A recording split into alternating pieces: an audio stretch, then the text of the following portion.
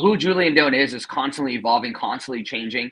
I mean, who I am going to be tomorrow is different than who I am today. And I think that is what life is really about, right? Because, when you take a look at life, it's called human evolution. That's what we're designed to do. We're constantly designed to evolve, to grow, and to change.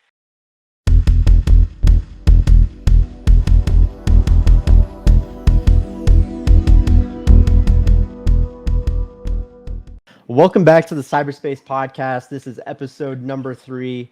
On today's show, we're bringing the infamous Julian Doan.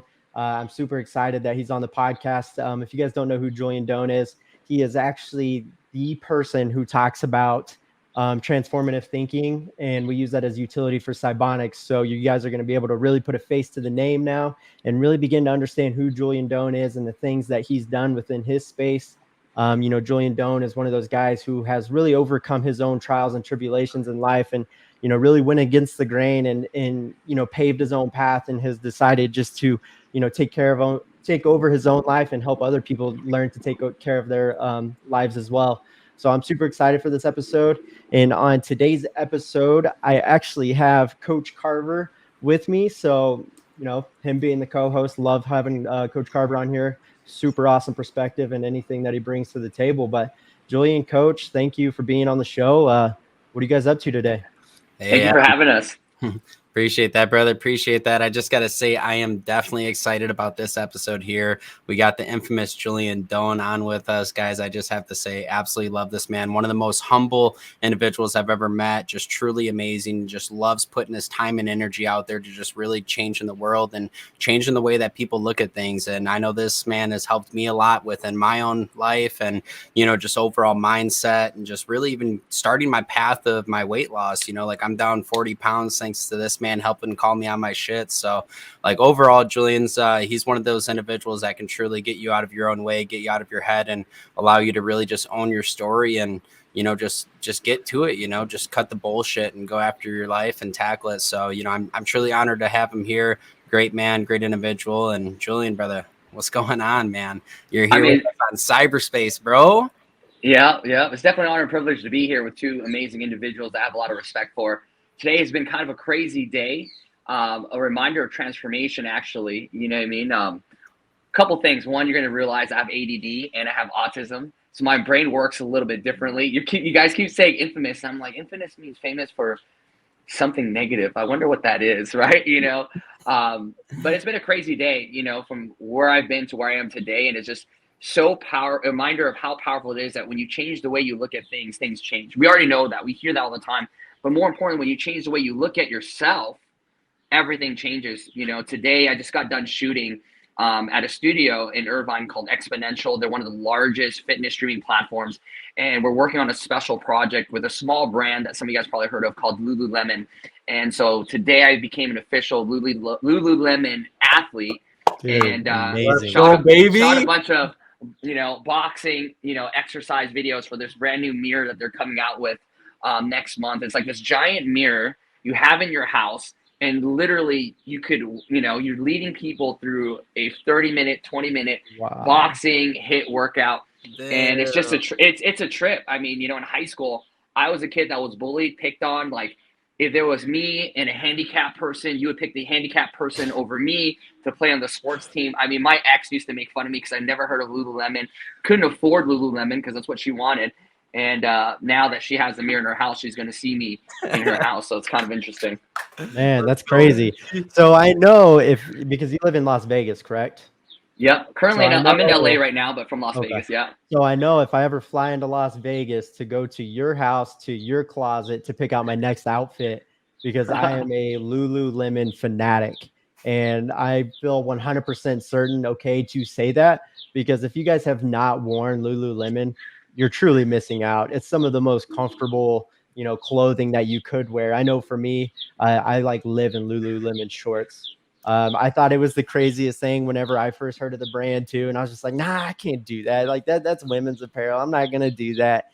And then one of my buddies, he's like, no, man, you just got to try these shorts. Just try it. And I was like, okay, whatever. So I went and picked up a pair of Lululemon shorts, and it was game over. So now it's just that's what my closet consists of. But I mean, you do get what you pay for. Low discretion. I've never bought Lululemon before. I've never worn Lululemon until today because you got to wear it for all the whole shoot and everything.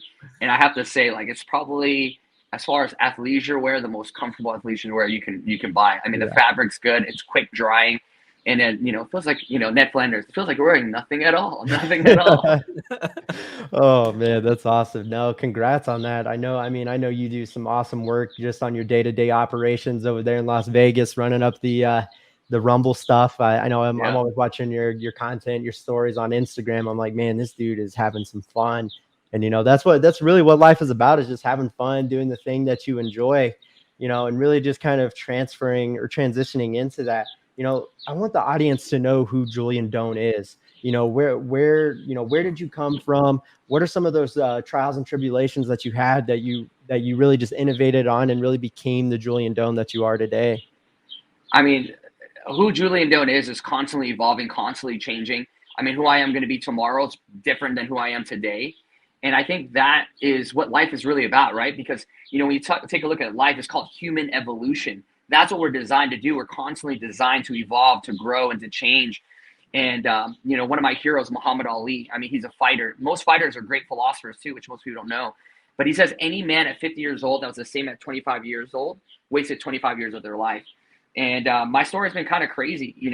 Growing up, I was, labeled ASD, autism spectrum disorder, right? So, growing up, they told me I would have a difficult time connecting with people. I have a difficult time, connecting with people socially, and my mind's going to process differently. It's going to, it's going to be a tough time for me. I was diagnosed with ADD, right? And they told me you're going to have trouble focusing. You're going to have trouble finishing what you started. You're going to have really bad, attention span.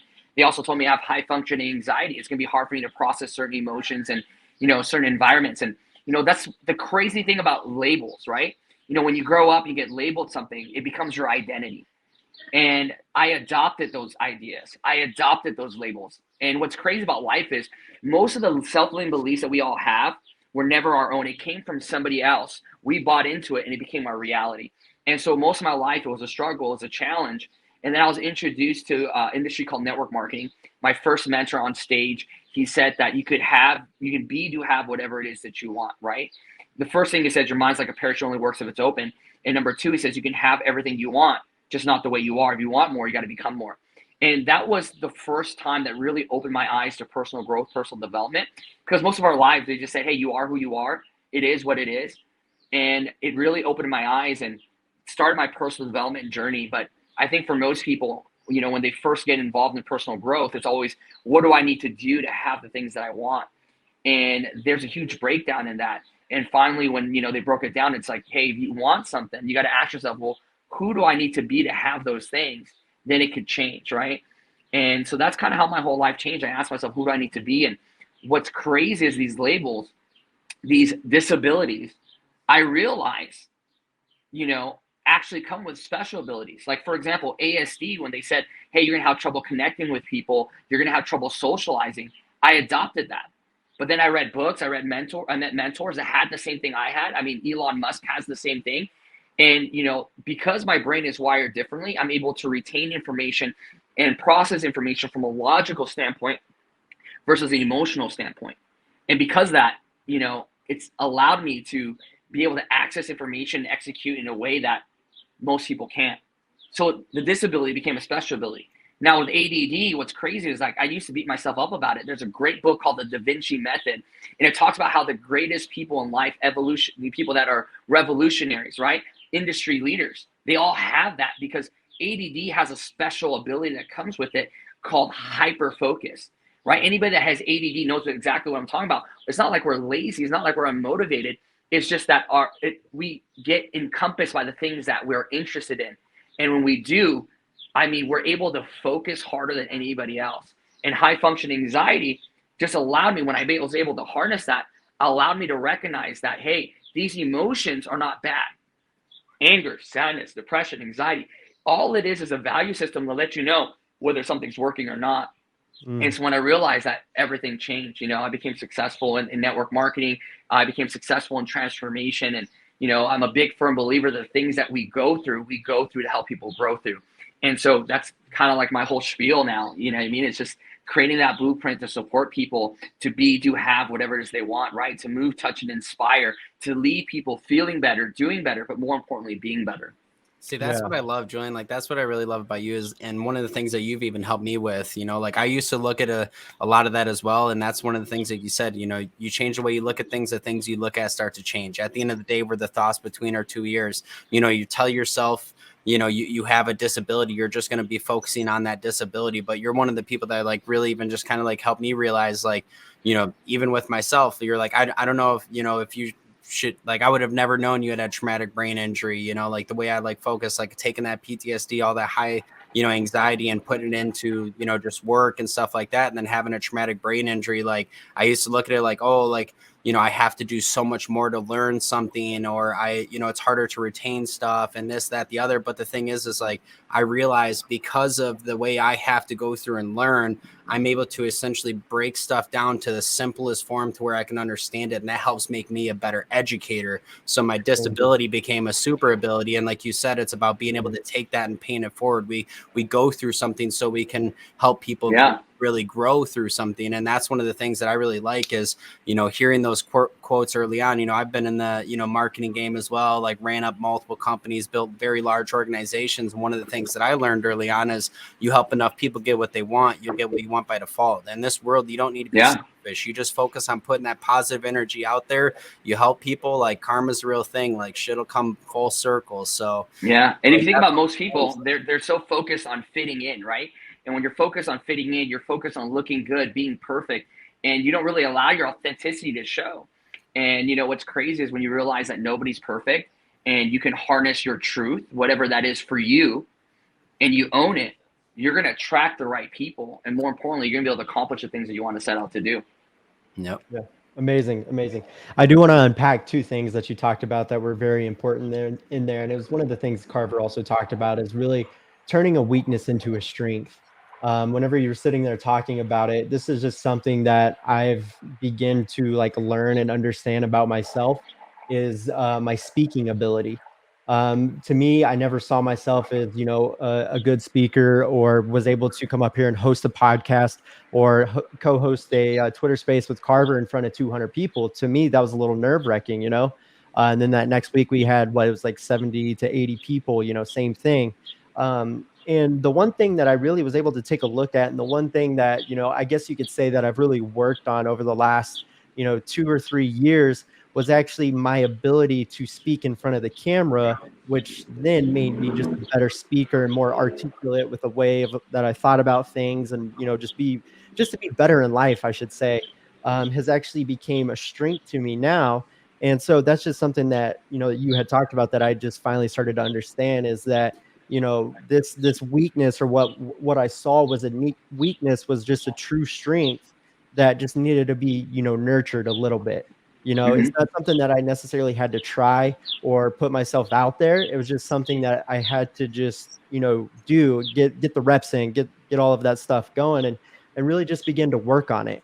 And then the second thing that you talked about was high functioning anxiety. This is something that I want you to kind of unpack and, talk to more about the crowd about what that truly is, because we hear about anxiety and the way that it affects people, but a lot of people don't know what the high functioning part actually is.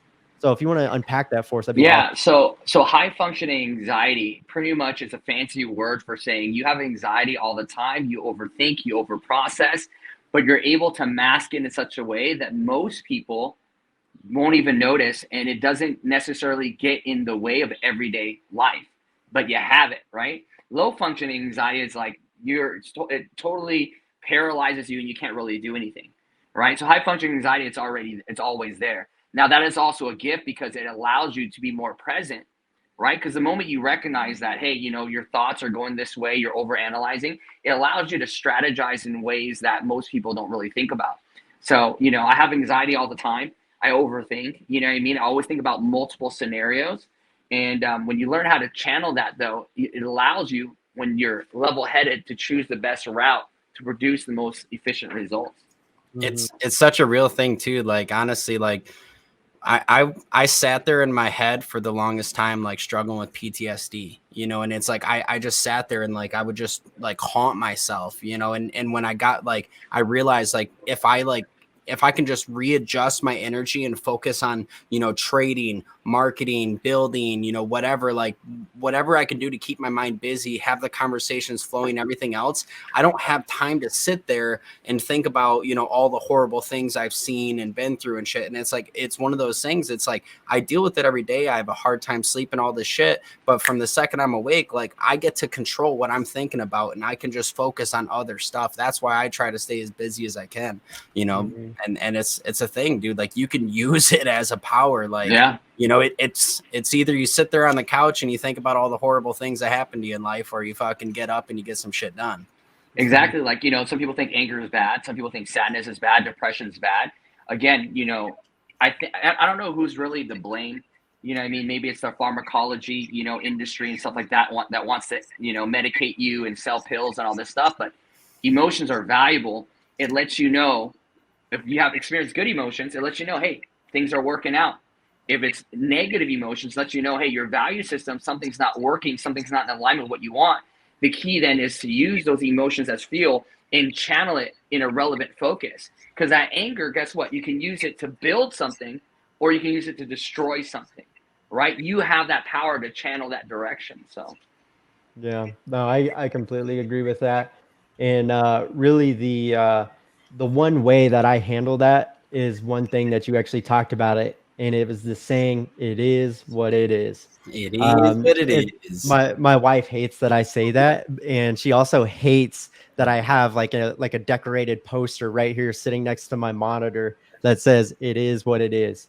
And so for me, whenever I step into my office and I make the decisions that I make or whatever it is that I'm doing, and I start to really feel like I just want to shut down and I don't want to do anything. At the end of it, I'm just like, okay, it is what it is. We're just going to dive into it head first, and I'm going to get the result that I'm looking for, or I'm not. And that's really the two options that I have. And so that's it was what it was. It is what it is. It will be what it will be. Yeah. And so it takes what it takes. Yeah, and that's just the way that I battle that. I know it's going to be different for everybody, and so I just wanted to, just throw that out there on the table for somebody who probably deals with the same thing and is looking for some type of way to instead of getting on the medications and that kind of thing, if they're just really looking for something to help them, is just come up with some sayings that really take your mind off of that. Because I mean, at the end of the day, you do have two choices: either you do or you don't, or it is what it is, and you're going to continue moving on. See, it's the moment you can accept it for what it is, there's peace that comes with that. Then you ask yourself, okay, so what? It's happened. What next? Not in like a nonchalant way, but what next is in what can you create from this? You know what I mean? What, direction can you go from this? And more importantly, what is it that you want? And what is it going to take? Mm-hmm. That's what it is. Honestly, it's like you got to get to that point in your life where you just roll with the punches. Like, obviously, like don't tolerate some bullshit if you don't have to. But I mean, just know that it's life. Like you're gonna get kicked in the balls from time to time, and shit happens. And like for me, like I've realized, like every time I've touched success, anytime I've been at my peak or done anything, it's like just prior to, like I felt like life was just handing me, thing after thing after thing. But it's like really just testing you, like just keep pushing forward, fall in love with the journey, fall in love with the process. And that light at the end of the tunnel, it's there quicker than you know it, and it's like once you get to that where like you can start to control your thoughts, you can start to control like your emotions, how you handle things. Like look at, like Adam's saying, look at the sayings, life's about 10% what happens to you, 90% how you react, and that's one of the things. I love that. One of the sayings that I've been living by lately is hope for the best, expect the best. No, hope for the best, expect the best. And if you didn't get the best, it's simply a test. Yeah, that's a good one. That's a lot better than what they taught us in the Army. They're just like, look, expect the worst and hope for the best kind of thing. And that's a good one. That's how I handled a lot of things. That's a good one. And a lot of the things that you do for all of the Cybonix holders is, with a lot of the stuff that you talk about, you're really just you're able to almost like take us out into the ocean and then drop us off. And, during your lessons, it's like we're having to tread our own water. whenever you really take us out to the deepest part of the ocean, and we're really having to see what it is that we're made of at this moment. And, and a lot of that does stem from just like having a victim mentality for whatever it is, whatever reason it is. So for you, the doctors kind of gave you a negative notion on who Julian Doan was going to be because of X, Y, and Z. So how was it for you just to kind of, change the way that the world viewed you, and you just dropped the victim mentality and you said, no, I'm going to take Julian Doan to become the best version that he can be? I like that. Yeah. I mean, you can live your life as a victim, and most people do. And when you're living your life as a victim, your power is always in the hand of your circumstances, other people. Now, the other opportunity is living your life from a place of responsibility, that you are the source, that life doesn't just happen to you. That's a victim mentality, right? Now you can take it a step further, and you can say that life happens for you, which is another powerful, perspective, because then from there you can kind of say, okay, what can I learn from this? What gift can happen from this? But an even more powerful perspective is life happens because of me. And that's like, you're no longer sugarcoating things, because sometimes things suck, right? And, when you're always sugarcoating things, you're not able to see it as it is what it is. And when you can't see it as it is what it is, and you set new goals, sometimes it's on a foundation of bullshit because it's fairy tales, right? But when you can get real about the facts from there, and you say, how am I responsible for this? Now, this event might not have happened specifically because of me, but what decisions did I make along the way that allowed this to happen? And when you understand those patterns, it's very easy to move forward, because now you recognize what you want, what you don't want, what allowed the situation to happen, so you can prevent it from happening again. And so, when you live life like that, it becomes powerful, for sure. No, I really like that response. I really do. Amen. Yeah, I mean, I think just in kind of, I'm not going to say in one industry compared to another industry. I think it's just on a very, psychological, just human level. We all have that point in time, especially kind of just as high achievers, that where this switch just kind of flips for us, to where you stop just letting life kind of happen to you, and you just take control over it. And I was actually thinking about the shower. I feel like sometimes I have the best thoughts in the shower whenever it comes to me. And mine's when I'm pooping. There you go, Thomas.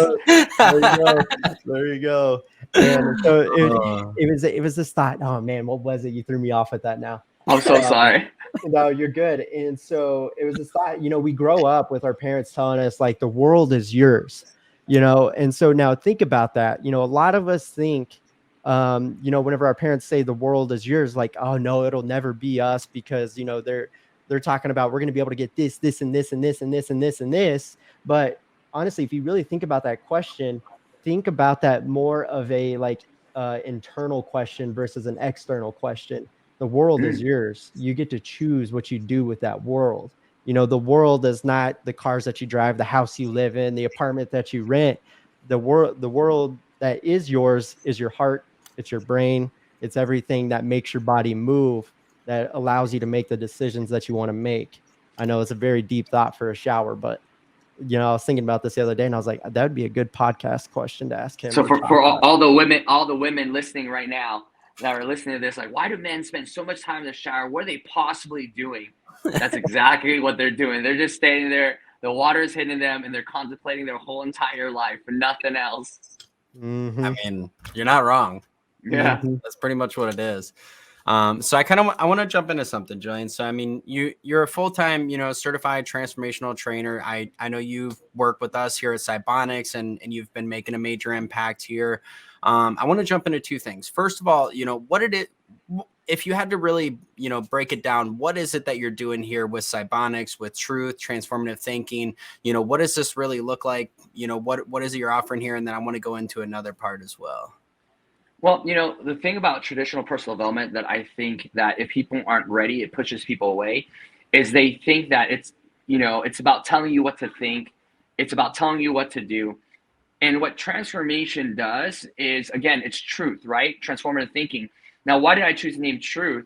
Because one, the truth will set you free, but first it's going to piss you off, right? But it goes even a step further. What is your truth? We're not here to tell you what to think. We're here to show you how you think. We're not here to tell you what to do. We're here to show you what you do. And we're not here to tell you what should matter to you. We're here to show you what matters to you.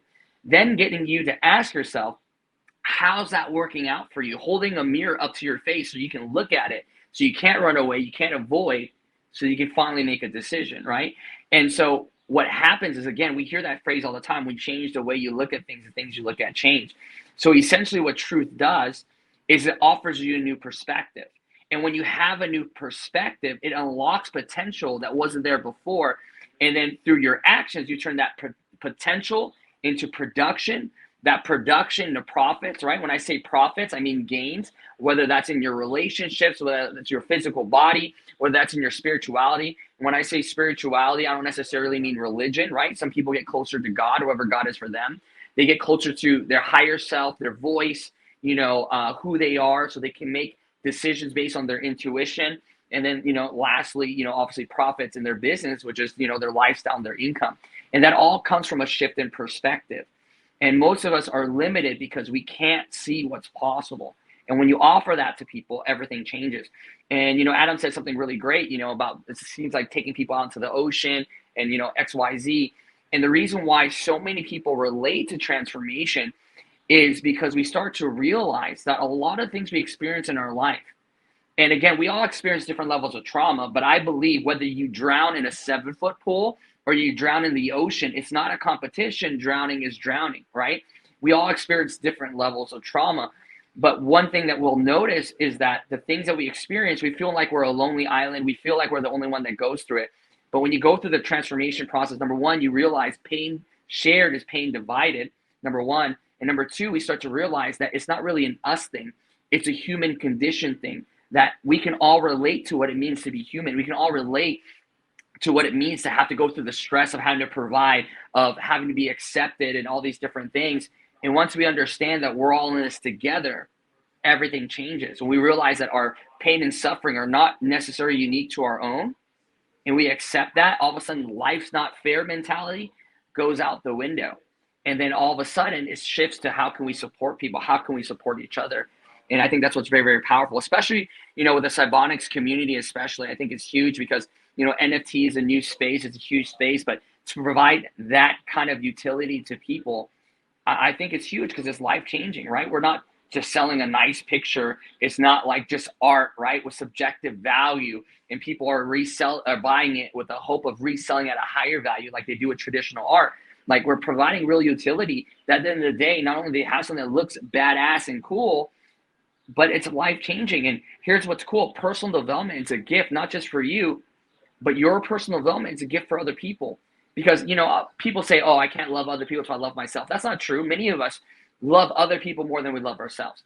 But when we increase the capacity that we have for ourselves, it increases the capacity that we can give to other people.